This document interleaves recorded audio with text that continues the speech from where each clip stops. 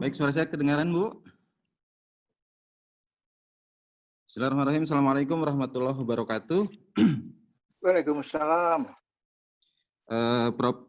Liliasari dan Prof. Burhan, guru-guru saya yang saya hormati, Bapak Ibu, staf dosen Departemen Pendidikan Kimia yang saya hormati, yang bisa hadir, para alumni Departemen Pendidikan Kimia, Program Studi Pendidikan Kimia S2, Program Studi Pendidikan IPA S3 yang saya hormati, Bapak Ibu hadirin peserta webinar pada hari ini, salam hormat, salam silaturahmi, salam reuni. Mudah-mudahan pertemuan kita pada hari ini bisa bermanfaat. Terima kasih atas kepercayaannya Departemen Pendidikan Kimia meminta saya untuk bersama-sama sharing, berbagi pengalaman dan belajar tentang bagaimana proses-proses pembelajaran dan asesmen pada konteks kali ini. Bapak Ibu yang saya hormati, saya mengambil tema tentang literasi asesmen dalam pembelajaran kimia. Melengkapi apa yang disampaikan tadi oleh Prof. Liliasari dan Prof. Burhan, jadi saya kira ini sejalan dengan literasi dan keterampilan abad 21. Saya kira dalam catatan sejarah sepanjang zaman, saya kira pendidikanlah yang diharapkan paling memungkinkan untuk dapat mengubah satu generasi sesuai dengan perkembangan zamannya. Jadi tanpa pendidikan nampaknya tidak mungkin setiap generasi itu dapat menghadapi kehidupannya secara lebih baik. Itu kenapa kemudian dalam sejarah berdirinya sekolah-sekolah atau pendidikan formal, itu nampaknya tujuan mulianya adalah bagaimana memanusiakan manusia atau mengembangkan potensi-potensi anak manusia, sehingga diharapkan mereka dapat hidup pada zamannya secara layak dan sejahtera. Catatan yang paling penting dalam proses pendidikan itu, saya kira variabel yang paling utama adalah tentu pembelajaran. Jadi ada banyak program di dalam bidang pendidikan, tapi semuanya bermuara pada sejauh mana mutu pembelajaran. Tadi Pak Burhan juga menyinggung bahwa pada akhirnya bagaimana proses pembelajaran di kelas, di sekolah, itu dapat berlangsung secara berkualitas. Jadi ada jaminan-jaminan bahwa proses-proses pembelajaran di sekolah itu berlangsung secara baik, secara berkualitas, sesuai dengan standar yang telah ditentukan. Dan muara dari proses pembelajaran itu nanti adalah pada sejauh mana guru yang profesional. Nah, jadi saya kira di tantangan abad 21 dan literasi abad 21, sebagaimana tadi Ibu Prof. Lili juga menyampaikan, itu ada banyak sekali kompetensi-kompetensi yang harus dimiliki, mulai dari basic skill, teknologi skill, problem solving, multikultural, multilingual, literasi, interpersonal skill, dan sebagainya. Bahkan kita saat ini sudah mengenal istilah bukan hanya literasi, tapi bagaimana transliterasi dan metaliterasi itu dapat kita miliki sehingga kita bisa melakukan analisis berbagai persoalan untuk para siswa sesuai dengan zamannya itu dapat menghadapi kehidupan dengan berbagai problem yang ada. Nah, tantangan-tantangan yang ada tersebut, saya kira itu tadi juga sudah disinggung, itu muara-muaranya adalah bagaimana kita dapat menghasilkan generasi yang memiliki life and career skill, informasi media and teknologi skill, learning and inovasi skill. Ya, learning and inovasi skill itu ada 4C tadi, critical thinking, communication, kolaborasi, dan creativity, itu menjadi bagian yang sangat penting di dalam kehidupan sekarang. Sekira karena memang pembelajaran misalnya saat ini bukan lagi semata-mata bagaimana kita melakukan transfer of knowledge dan transfer of value. Tapi bagaimana pembelajaran sekarang, siswa itu dibelajarkan bagaimana menyelesaikan masalah-masalah dengan bidang studinya masing-masing, termasuk dalam hal ini adalah kimia, tapi kemudian bagaimana setelah dia belajar menyelesaikan masalah dalam kimia, itu dibawa dalam kehidupan sehari-hari untuk menyelesaikan problem-problem kehidupannya yang bisa jadi problem itu sudah bukan lagi problem yang spesifik dalam bidang kimia, misalnya bagaimana memperlakukan zat kimia, bagaimana menghadapi atau menangani zat-zat kimia, tapi sudah complicated.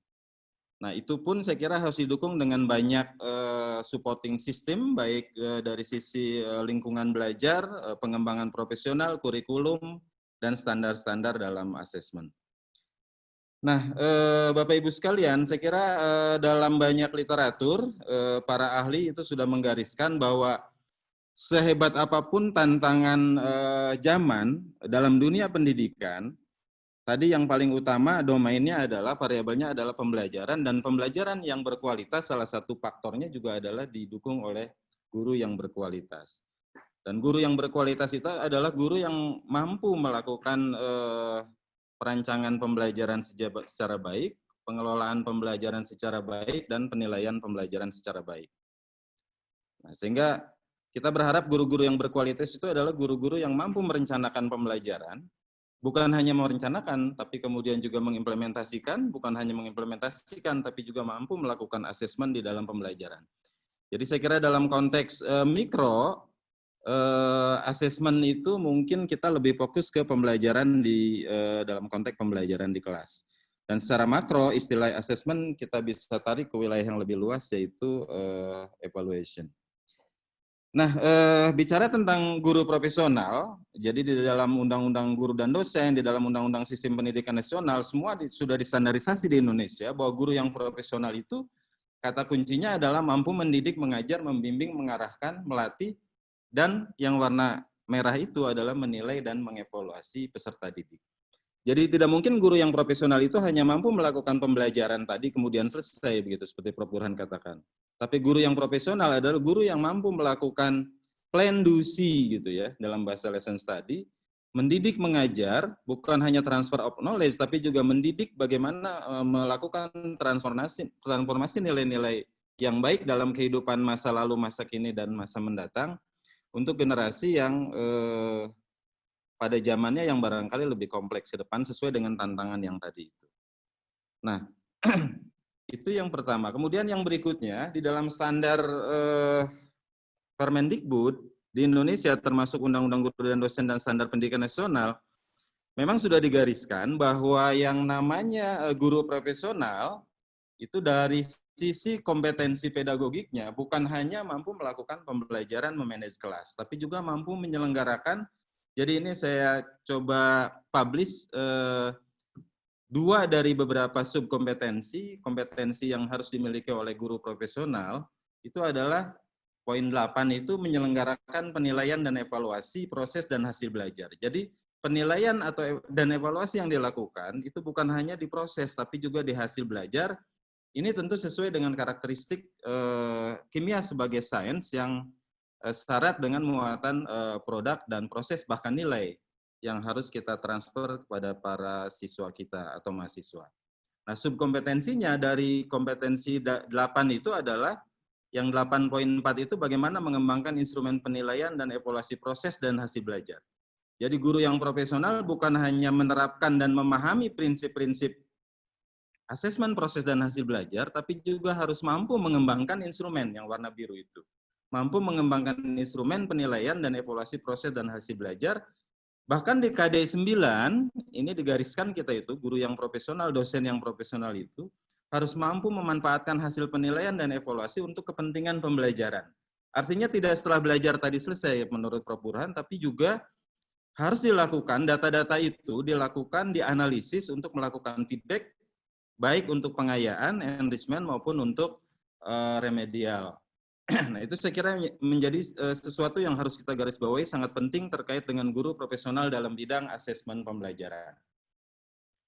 Dan di dalam standar penilaian pendidikan sudah digariskan pula, meskipun penilaian itu dilakukan oleh 3 pihak, oleh guru, oleh sekolah, dan oleh pemerintah, dengan berbagai teknik strateginya, tapi semuanya itu bermuara adalah pada bagaimana proses-proses perencanaan, implementasi, dan feedback dari hasil asesmen itu bisa dilakukan oleh para guru untuk perbaikan mutu pendidikan. Jadi saya kira ini standar-standar yang sudah digariskan secara nasional, bagaimana kemudian guru mampu secara profesional, kompetensi pedagogiknya itu bisa diperankan dalam melakukan penilaian terkait dengan proses-proses dan hasil belajar. Nah itu Bapak Ibu saya kira beberapa poin penting latar belakang saya mengambil literasi asesmen. Nah bicara literasi asesmen Bapak dan Ibu sekalian, istilah literasi saya kira ini sudah sangat menjadi tren masa kini, dan istilah literasi saya kira bukan hanya semata-mata literate dalam arti mampu membaca atau melek, tapi juga di dalam National Institute for Literasi misalnya, atau Education Development Center, bahkan UNESCO itu sudah menggariskan bahwa literasi itu adalah sejumlah kemampuan yang harus dimiliki oleh seseorang di dalam menghadapi kehidupannya. Jadi sejumlah kemampuan di dalamnya tentu adalah memahami dan mampu menerapkan.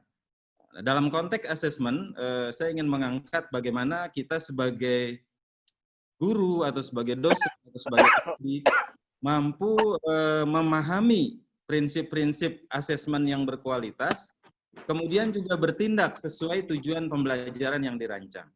Jadi ini di dalam buku Stijin, Classroom Assessment, disebutkan juga bahwa hanya sebagian kecil dari riset-riset yang dilakukan itu, para guru itu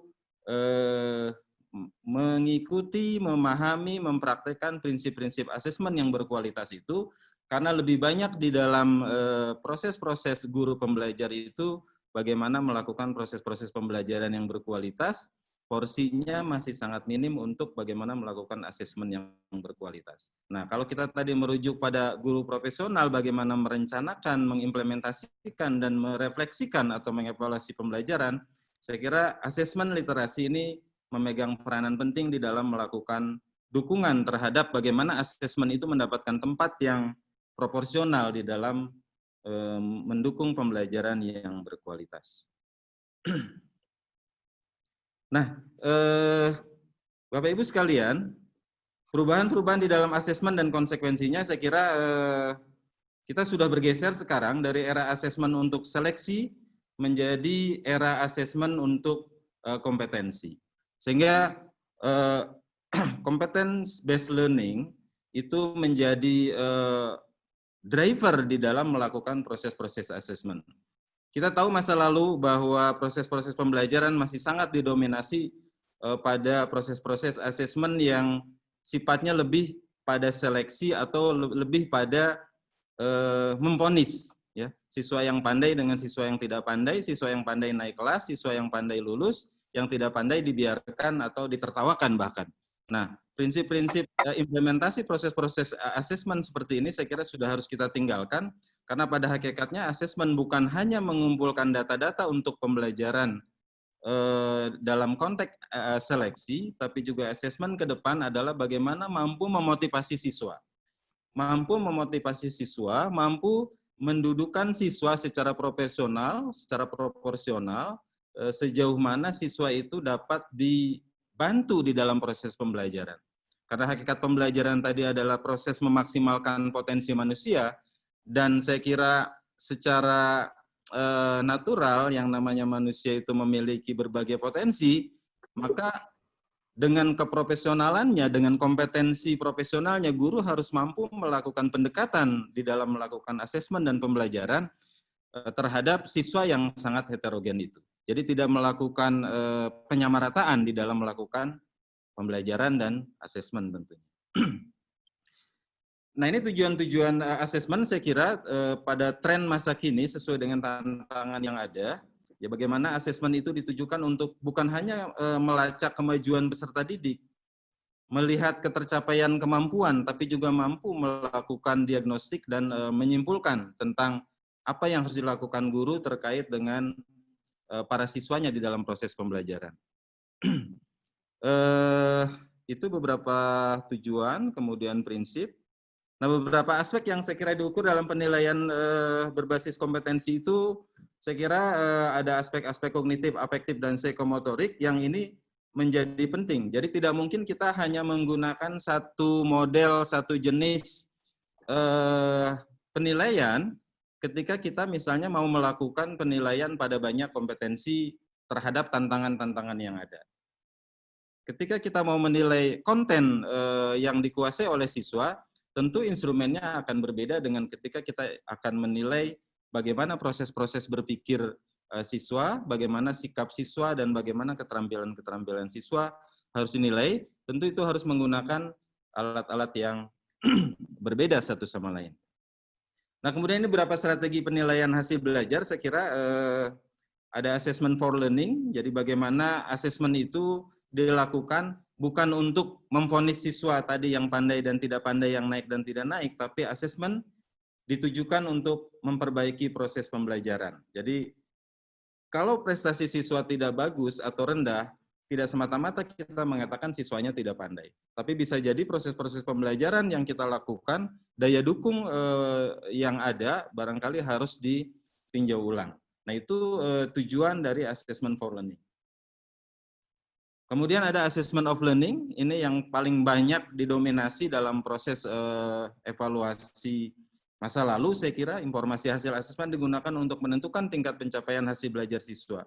Dan assessment as learning, bagaimana assessment merupakan bagian integral dari proses-proses pembelajaran. Nah, kalau ini dilakukan, saya kira kita akan memberikan penilaian secara otentik terhadap siswa, sehingga keputusan-keputusan yang diambil itu tidak akan keliru. Kita tentu bersedih ketika ada siswa yang sangat pandai, misalnya kemudian divonis dengan nilai yang tidak baik karena misalnya informasi yang diperoleh tidak komprehensif.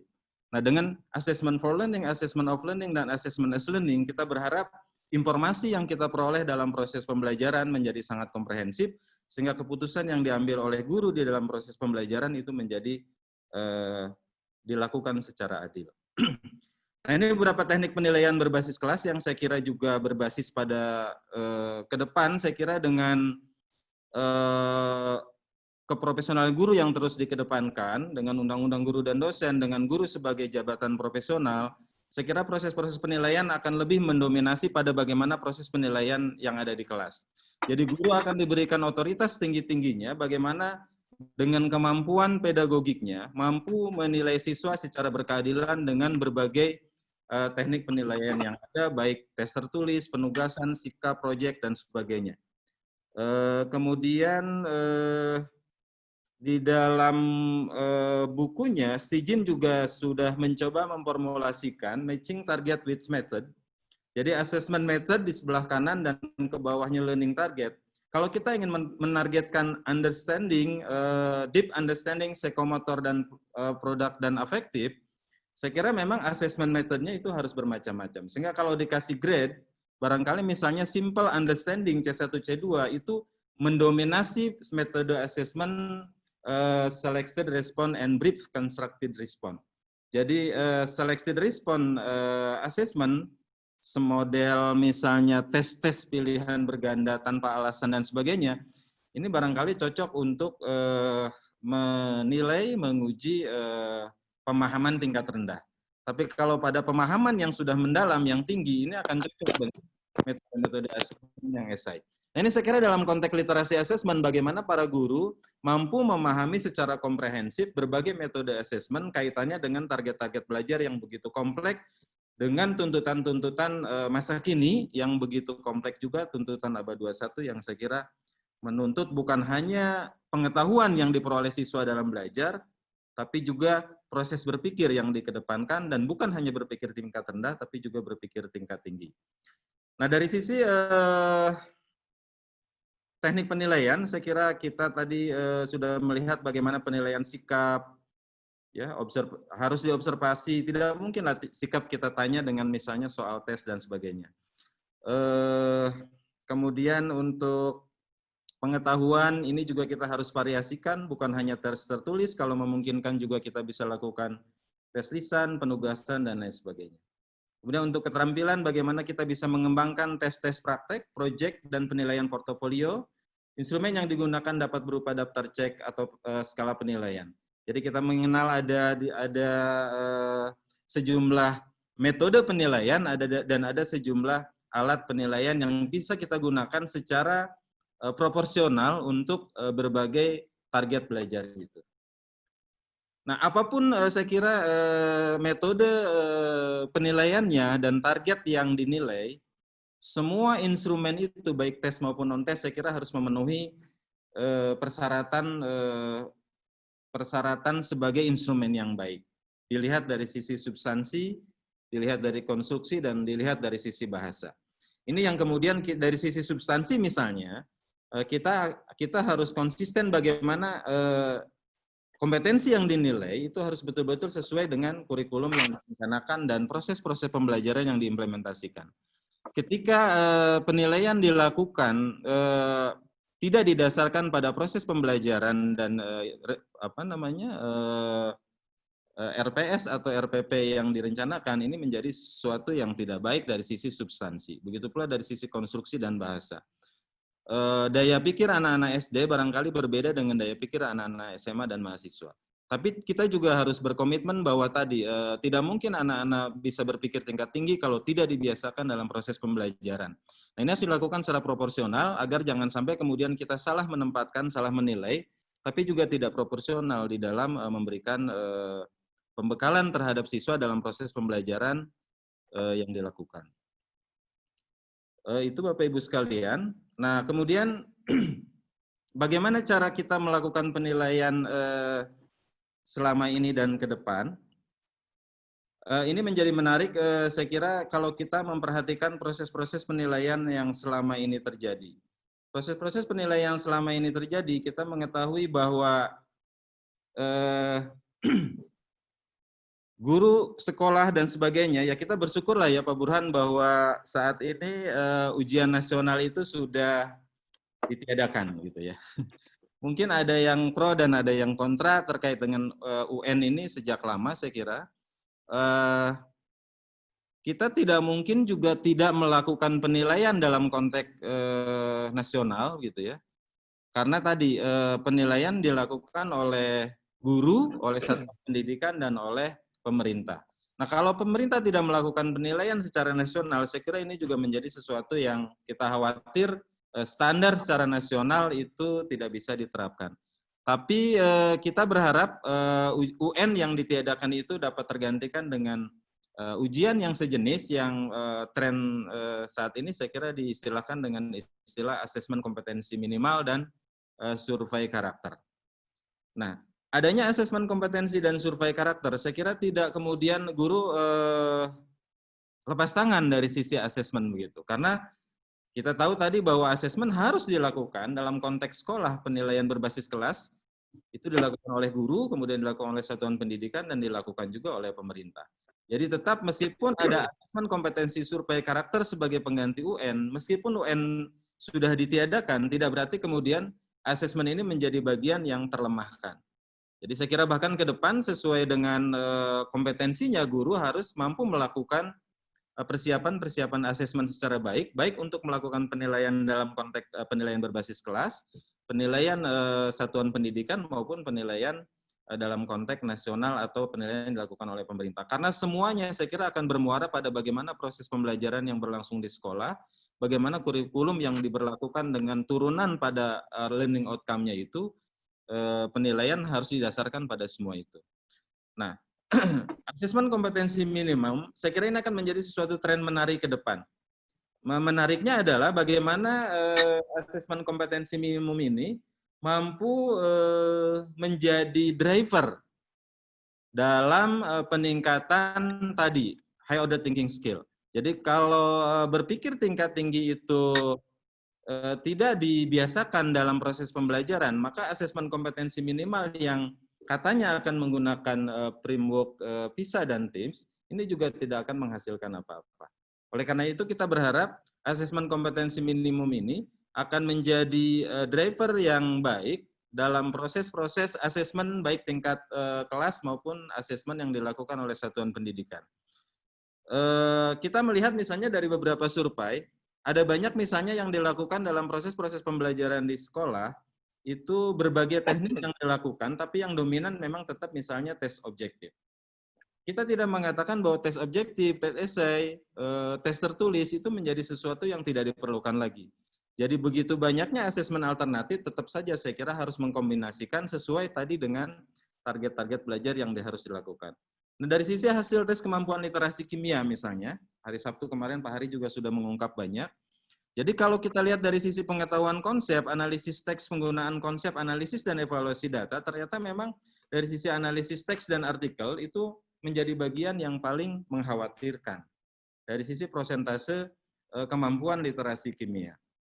Nah, kita ingin melalui literasi asesmen ini bukan hanya diangkat bagaimana kemampuan literasi kita sebagai pendidik, guru atau dosen, itu mampu membangkitkan tadi bagaimana proses-proses belajar sesuai dengan target-target kognitif, afektif, semotor, dan nilai, termasuk juga tantangan aba 21 dan literasi itu menjadi bagian penting sebagai konten, sebagai proses yang harus diakses secara komprehensif. Dari situ kemudian kita akan tahu sejauh mana sebenarnya nanti proses-proses penilaian itu efektif atau tidak. Nah, kita ambil misalnya contoh ini ada data yang dirilis, data PISA tahun 2012, 2015, 2018 sebagai contoh misalnya. Ini kan kalau kita lihat kemampuan literasi sains anak-anak Indonesia itu ya meskipun turun relatif lebih baik lah dari kemampuan matematika dan kemampuan membaca. Warna kuning itu jauh lebih baik, sains itu dari 403 tahun 2015 ke 2018 hanya turun sedikit dibandingkan kemampuan matematika dan sains. Saya kira ini bukan wilayah kita kemampuan-kemampuan lain, tapi kemampuan kita dalam konteks sains dan kimia ini bagaimana kita bisa berkontribusi pembelajaran kimia di level perguruan tinggi, SMA dan SMP itu untuk meningkatkan hasil-hasil asesmen baik dalam konteks nasional maupun internasional. Dan ini tidak mungkin saya kira Pak Burhan kita bisa berkontribusi banyak jika proses-proses pembelajaran kimia di sekolah, proses-proses perkuliahan, pembekalan para mahasiswa kita, baik yang chemistry maupun yang chemistry education itu mampu kita bekali dari aspek konten dan aspek pedagogiknya. Itu saya kira. Kemudian yang berikutnya, ini sebagai contoh saja misalnya,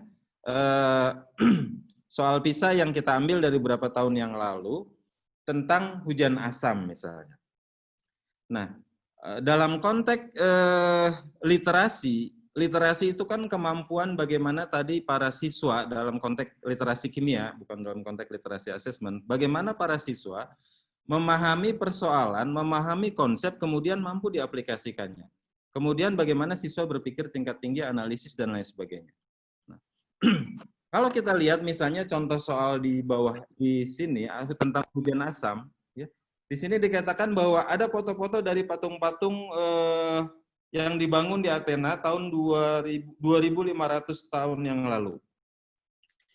Kemudian patung-patung ini dibuat dari marmer dan marmer ini tersusun dari kalsium karbonat atau kalsit. Ya. Pada tahun 1980 patung-patung ini dipindahkan ke dalam museum dan diganti dengan replikanya karena rusak termakan hujan asam. Nah di sini masuk konsep hujan asam. Pertanyaan pertama, hujan normal sedikit bersifat asam telah menyerap gas karbon dioksida dari udara. Kalau hujan normal. Kalau hujan asam bersifat lebih asam daripada hujan normal karena selain menyerap karbohidrat, karbon dioksida, juga gas-gas lain seperti oksida-oksida belerang dan oksida-oksida nitrogen. Dari manakah oksida-oksida belerang dan oksida nitrogen di udara ini berasal? Itu pertanyaan pertama. Pertanyaan kedua, sebuah kepingan marmer memiliki massa 2 gram sebelum direndam di dalam cuka semalaman. Kepingan itu diambil dan dikeringkan keesokan harinya. Bagaimanakah massa dari kepingan marmer tersebut? Itu pertanyaan kedua. Pertanyaan ketiga, dampak dari hujan asam terhadap marmer dapat dicontohkan dengan cara meletakkan kepingan marmer di dalam asam cuka semalaman. Cuka dan hujan asam memiliki tingkat keasaman yang kira-kira sama. Ketika kepingan marmer diletakkan di dalam asam cuka, terbentuk gelembung gas. Massa dari kepingan marmer kering dapat ditentukan sebelum dan sesudah percobaan. Siswa yang melakukan percobaan di atas juga meletakkan kepingan marmer ke dalam air suling semalaman. Jelaskan alasan siswa itu memasukkan langkah ini dalam percobaannya. Nah, saya coba mengangkat soal ini. Yang pertama garis bawahnya adalah pertama, soal ini hanya satu dari sekian banyak soal yang menguji kemampuan siswa, menilai kemampuan siswa. Ini adalah bagaimana soal mengungkap, menguji, menilai kemampuan siswa dari aspek kognitif tentunya. Dari aspek berpikir, bukan dari aspek psikomotor, dari aspek sikap. Nah, Yang pertama itu. Yang kedua, soal ini tentu bukan soal berpikir tingkat rendah. Ini adalah contoh soal PISA. Jadi bukan hanya mempertanyakan apa itu hujan asam gitu ya, tapi juga sudah mempertanyakan jauh dari sekedar hujan asam, yaitu ada faktor-faktor apa, ada gas-gas, ada oksida-oksida nitrogen dan oksida belerang itu berasal dari mana. Nah, saya kira itu siswa akan berpikir keras dia. Dari mana itu berasal? Kemudian yang kedua tadi, kalau kepingan marmer yang terdiri dari dominasinya kalsium bikarbonat itu 2 gram, kemudian direndam dalam cuka semalaman, apa yang akan terjadi? Reaksi kimia apa yang akan terjadi? Saya kira ini sudah tidak hanya berpikir aspek simbol. Kalau aspek simbol misalnya bisa saja dia mengatakan ada reaksi antara kalsium karbonat dengan misalnya asam cuka CH3COH menghasilkan misalnya kalsium asetat seperti itu. Kemudian karbon dioksida sebagai gas dan air.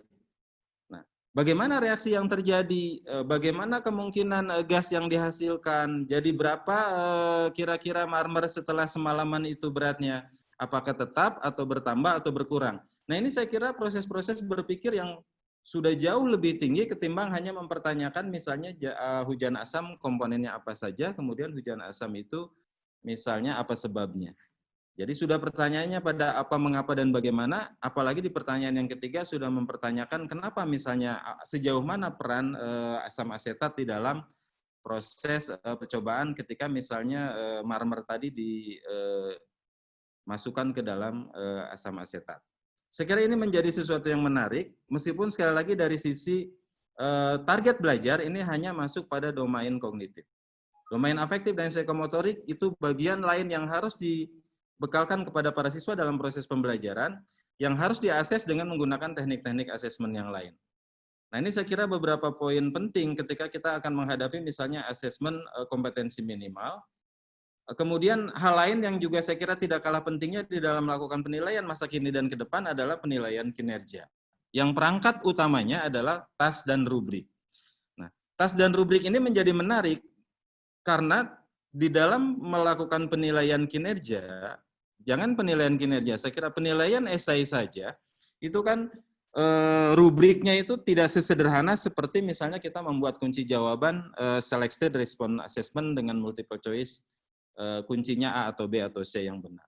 Soal-soal yang esai, apalagi penilaian kinerja, baik performance assessment dalam konteks pembelajaran maupun performance assessment dalam konteks tes itu memerlukan rubrik yang saya kira perlu pengembangan yang serius dan perlu pengembangan yang komprehensif sehingga dihasilkan rubrik yang bisa dipertanggungjawabkan dari sisi validity dan reliability-nya. Ini saya kira menjadi sesuatu yang penting dalam konteks penilaian ke depan.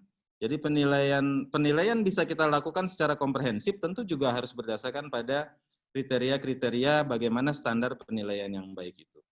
Nah, ini saya mencoba menunjukkan satu saja dari sekian banyak misalnya rubrik penilaian yang harus dibuat, dikembangkan oleh guru profesional tadi dalam rangka misalnya mengembangkan instrumen penilaian. Dan kita mengenal rubrik pun nanti sudah ada rubrik holistik dan rubrik analitik dan seterusnya dan seterusnya. Termasuk juga bagaimana rubrik penilaian portofolio. Saya kira tren ke depan, apalagi dalam konteks pandemi sekarang, dalam konteks misalnya tema Merdeka Belajar dan Kampus Merdeka atau Sekolah Merdeka, para siswa kan harus diberi kesempatan bagaimana dia belajar seluas-luasnya. Nah, ketika siswa belajar seluas-luasnya, sebagai learning outcome-nya belajar itu, ya penilaian pun harus memberikan ruang yang seluas-luasnya untuk memotret bagaimana kompetensi siswa itu sesuai dengan potensi yang bisa dimaksimalkan itu. Nah, kalau kita mau melakukan penilaian yang seluas-luasnya, tapi kemudian terstandarisasi, maka penilaian itu juga harus didukung dengan tadi rubrik dan sebagainya. Nah, ke depan saya kira yang menjadi tantangan, termasuk tadi Prof. Lilyasari mengembangkan bagaimana proses pembelajaran secara virtual, misalnya praktikum yang virtual dengan berbagai kelebihan dan kekurangannya, maka asesmen pun harus digeser juga ke wilayah sana. Bagaimana kita bisa melakukan penilaian based on misalnya ICT. Kita juga agak bagaimana dari sisi validity, reliability, autentiknya penilaian itu kalau kita lakukan secara Kita ambil contoh misalnya kemarin, kita baru saja melakukan penerimaan mahasiswa baru melalui jalur SBMPTN. Kalau jalur undangan SNMPTN, no problem, kita tinggal melihat nilai rapot siswa, selesai, secara portofolio. Tapi ketika kita mau melakukan penilaian dari sisi SBMPTN, kita tidak memungkinkan juga ternyata melakukan penilaian secara ICT siswa online di mana-mana. Belum memungkinkan. Menjadi tantangan UPI ke depan dan saya kira semua perguruan tinggi di Indonesia ketika menerima mahasiswa baru melalui jalur SBMPTN, ya ternyata memang tesnya masih langsung secara direct siswa datang ke kampus untuk melakukan tes di sana, diawasi dan seterusnya. Belum secara online misalnya memungkinkankah siswa melakukan tes seperti tes TOEFL di mana-mana tanpa pengawas. Itu menjadi tantangan yang menarik, dan yang lebih menarik lagi saya kira tantangan dari Prof. Lilyasari bagaimana kita melakukan penilaian kegiatan praktikum. Praktikum secara virtual yang tadi dimensi realnya bagaimana hands-on dan mains-on siswa tidak terlihat secara langsung, itu bisa dinilai secara tidak langsung juga misalnya melalui ICT. Secara langsung saja, Prof. Burhan sebagai orang psikologi juga saya kira sangat paham, secara langsung saja ketika kita menilai wilayah domain kognitif, siswa berpikir atau melamun itu kita agak susah gitu. Kalau tidak kita lihat dari mimik mukanya dan sorotan matanya. Apalagi kalau kita melihat domain kognitifnya itu secara berjauhan begitu. Nah, ini jadi saya kira menjadi sesuatu yang menarik, tapi kita tidak bisa tentu misalnya menegasikan keberadaan ICT karena dalam penilaian portofolio saya kira nanti ke depan akan kita buat misalnya sebagai portofolio base elektronik itu menjadi sesuatu yang menarik membantu bagi para guru, bukan hanya menjadi kumpulan eviden, tapi juga siswa dapat menginput misalnya hasil-hasil kerja terbaiknya misalnya di elektronik portofolio itu, kemudian nanti guru melihat bagaimana perolehan-perolehan siswa dalam belajar itu. Saya kira Bapak Ibu itu yang bisa saya share untuk diskusi kita pada kesempatan kali ini. Intinya kalau kita mau berpikir tingkat tinggi dan menilai dalam konteks kimia secara komprehensif, dalam konteks literasi, saya kira yang namanya pembelajaran berbasis STEM, kemudian pembelajaran yang menyentuh 3 dimensi kimia, tidak mungkin lagi kita melakukan asesmen hanya dengan penilaian kognitif dengan selected response assessment saja. Jadi reaksi-reaksi kimia sebagai simbol misalnya, tidak mungkin misalnya ketika HCl dengan NaOH menghasilkan NaCl, kita siswa hanya diminta menghafal kemudian menuliskan itu. Itu dalam konteks asesmen yang sederhana. Lebih jauhnya tentu kita ingin memastikan bahwa ketika siswa mampu menuliskan reaksi kimia HCl dengan NaOH menjadi NaCl, kita juga ingin melihat kenapa itu terjadi, bagaimana itu bisa terjadi, bagaimana suhu tekanan dan sebagainya. Ketika kita misalnya membahas tentang konsep kimia lingkungan atau kimia makanan misalnya, apa yang dimakan itu zat kimianya dari sisi sainsnya, kemudian bagaimana proporsi kandungan zat-zat kimia karbohidrat protein makromolekulnya, kemudian bagaimana proses pengolahannya gitu kan, bagaimana untung rugi sampah dan lain sebagainya, itu kan menjadi transliterasi yang harus kita bangun dalam konteks pembelajaran kimia. Dan sekali lagi itu tidak mungkin bisa berjalan efektif kalau tidak ada asesmen. Karena asesmen dalam konteks yang mikro, bagaimana kita mengakses pembelajaran di kelas, tapi asesmen dalam konteks evaluasi, kata Prof. Burhan tadi, bagaimana kita bisa menilai sebuah program efektif tanpa dilihat mulai dari perencanaannya, tanpa dilihat bagaimana prosesnya, tanpa dilihat bagaimana akhirnya. Itu kenapa kemudian banyak muncul teori evaluasi program, baik dari Staplebeam, dari Scriven, dari Tyler, dan sebagainya, yang mencoba menggagas bagaimana sesuatu itu dinilai bukan hanya secara mikro, tapi juga secara makro.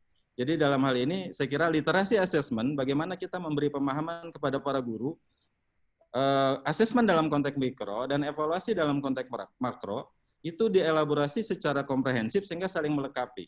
Pembelajaran di kelas oke dievaluasi secara baik, kemudian proses-proses pembelajaran secara utuh itu dievaluasi dalam konteks evaluasi yang komprehensif. Saya kira itu, terima kasih Bapak dan Ibu. Bu Moderator, saya kembalikan. Assalamualaikum warahmatullahi wabarakatuh.